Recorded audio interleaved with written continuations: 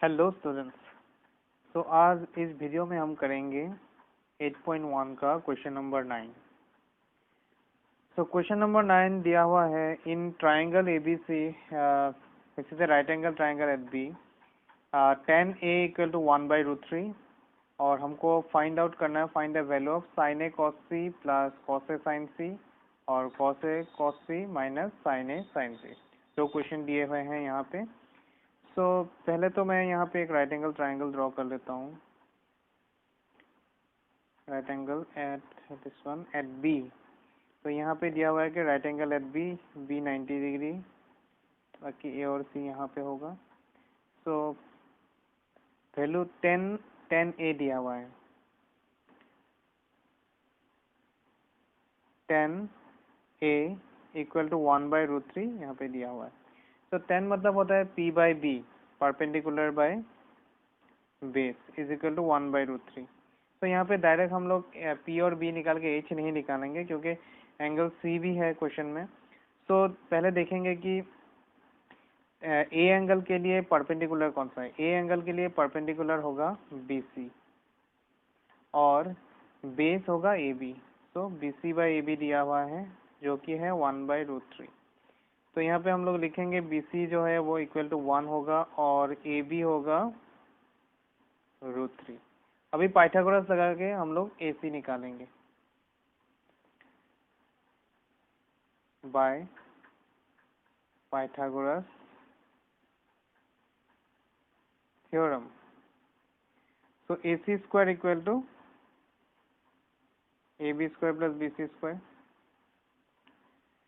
तो यहाँ पे AC हम लोग को निकालनी है, AB है √3 और BC है 1। तो AC square equal to √3 square plus 1 square. So √/3 whole square means यहाँ से रूट हट जाएगा तो ये होगा 3 और ये 1 स्क्वायर मतलब 1। तो AC स्क्वायर हमको अभी मिला 4।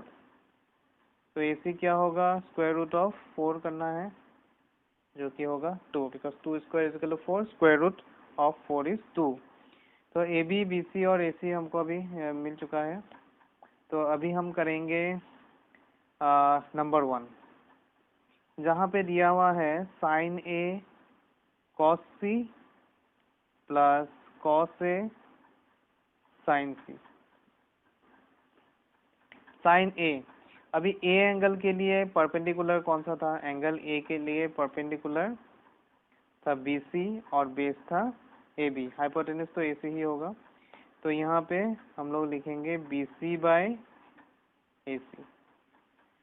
cos मतलब होता है बेस बाय हाइपोटेनस। तो यहाँ पे बेस कौन सा है, एंगल C के लिए बेस होगा BC और हाइपोटेनस तो AC ही है, तो सेम ही हो गया BC बाय AC प्लस अभी cos A, एंगल A के लिए बेस AB और हाइपोटेनस तो AC ही था, इनटू sin C, C के लिए परपेंडिकुलर AB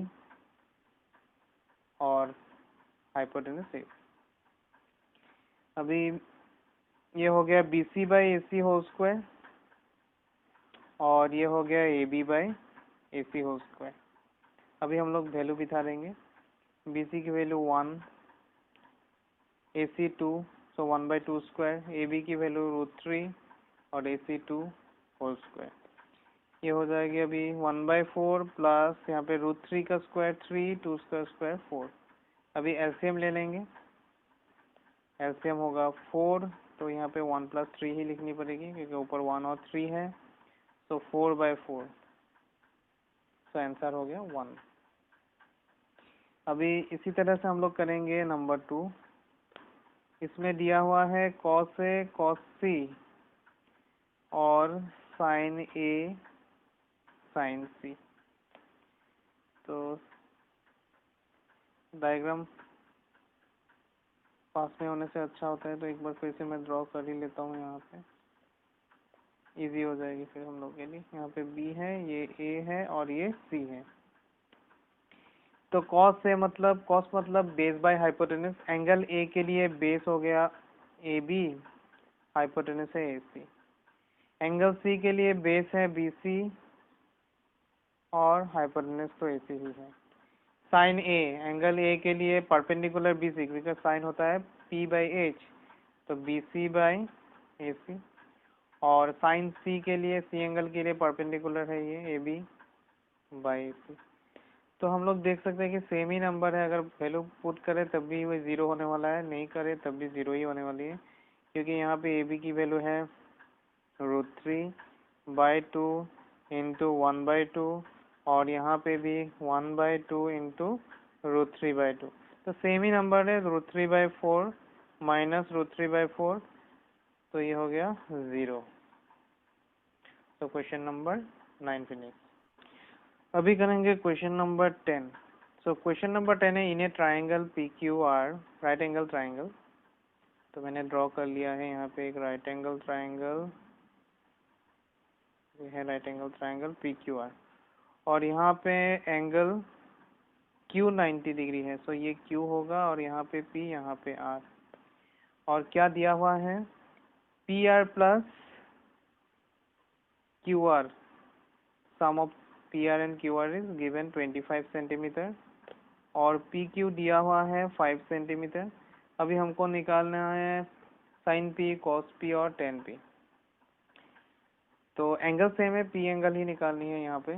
तो पहले ये 5 सेंटीमीटर है, और पी प्लस क्यू दिया हुआ है, पी प्लस क्यू। तो जब हम लोग करेंगे सॉल्यूशन, तो यहाँ पे पहले लेंगे P R plus Q R equal to 25 centimetre.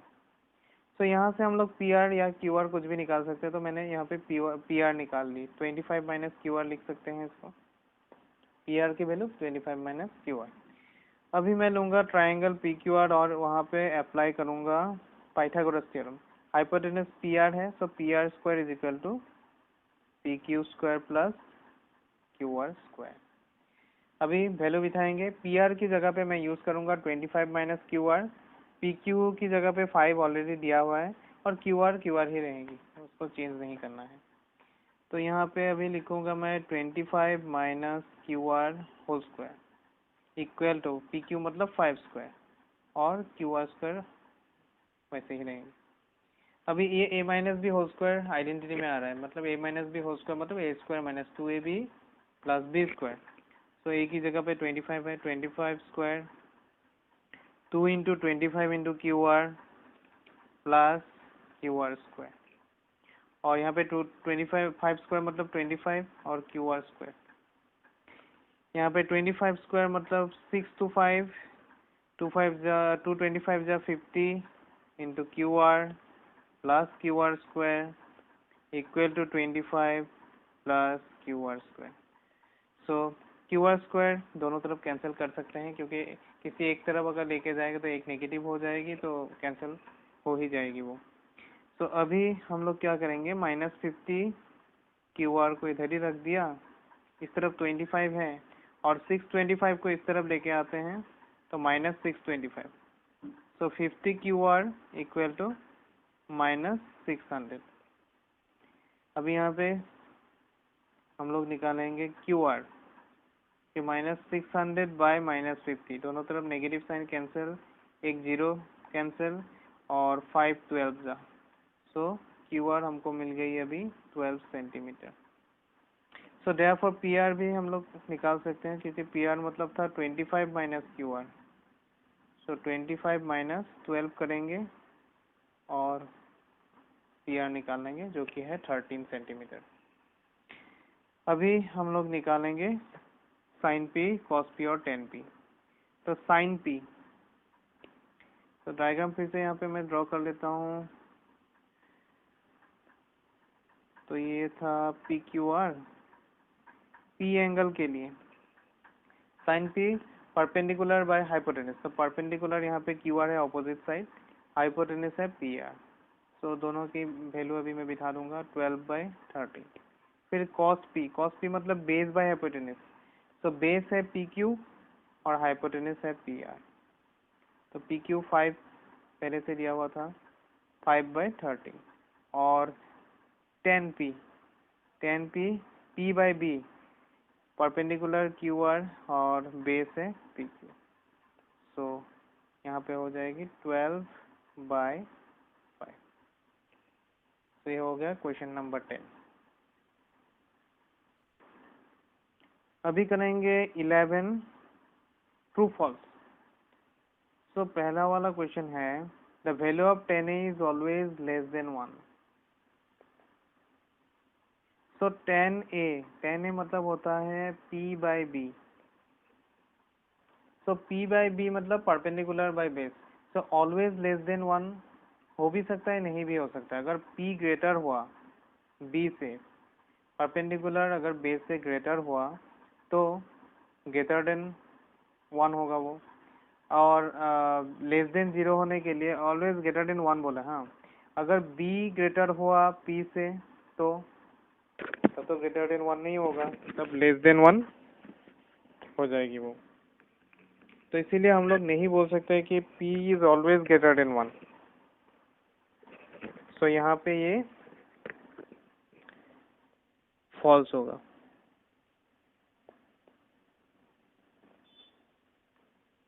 Y हम लोग को यहाँ पे जस्टिफाई भी करना है। If base is greater than perpendicular,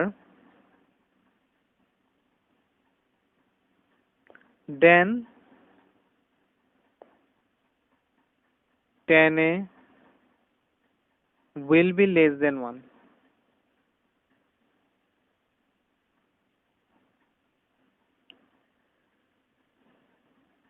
So number 1. Number 2, यहाँ पे दिया हुआ है sec a is equal to 12/5। तो sec a का फॉर्मूला क्या था? sec a था h by b, मतलब hypotenuse is the longest side in a right angle triangle। तो यहाँ पे hypotenuse 12 हो सकता है, बेस तो hypotenuse से छोटा ही होगा। So therefore it is true, it is true। और रीजन क्या होगा? Since h is greater than b, hypotenuse is greater than base। Number 3 में है cos a is abbreviation used for cosecant of angle a। सो ये भी false है। cos a is abbreviation used for cosine of angle a, cosine angle a full form। cosecant means cosec, so this one also false। अभी number 4 करते हैं cot a। cot a is product of cot and a, so वो भी false है। cot a is cotangent of angle a, वो multiplication of cot and a नहीं है। Number 5 sin theta is equal to 4/3। So sin theta मतलब होता है कि परपेंडिकुलर बाय हाइपोटेनस, और यहाँ पे देखो हाइपोटेनस 3 है और perpendicular 4। So hypotenuse is the longest side, so ये छोटा नहीं हो सकता है। Since h less than p, here h less than p, therefore it is false। So hypotenuse कभी परपेंडिकुलर से छोटा नहीं हो सकता है। तो इसी के साथ हम लोग का वो एक्सरसाइज 8.1 खत्म हो गया। नेक्स्ट वीडियो में मैं 8.2 स्टार्ट करूँगा, कुछ एंगल के बारे में समझाने के बाद। Thank you for watching the video.